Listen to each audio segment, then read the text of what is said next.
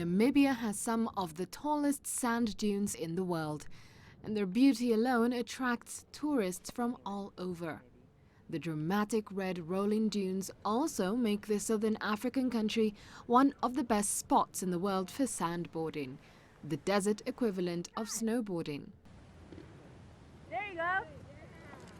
For those of you who have never been on a board before, perfect training ground to learn a board sport. It's nice and soft when you fall, you don't get cold and wet, but unfortunately the sand does not melt in your mouth the way that the snow does, so you do want to keep your mouth closed when you're boarding.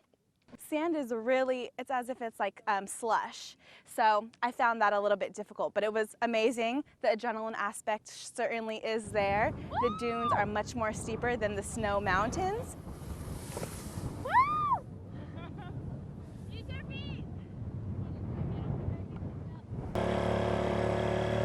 Quad bikes provide another desert experience with no license required.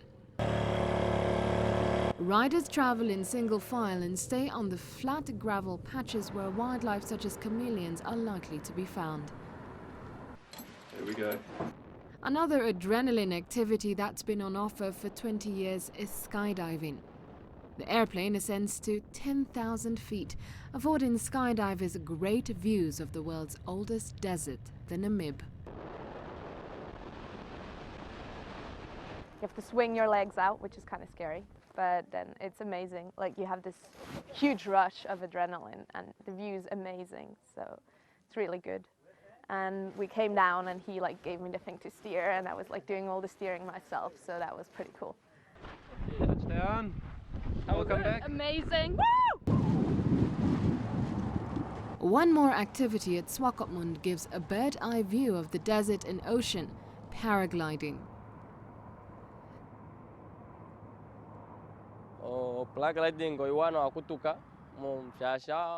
Paragliding is a great feeling, being above the dunes. If you haven't done it before, you might feel scared, but once you get started, you won't want to stop.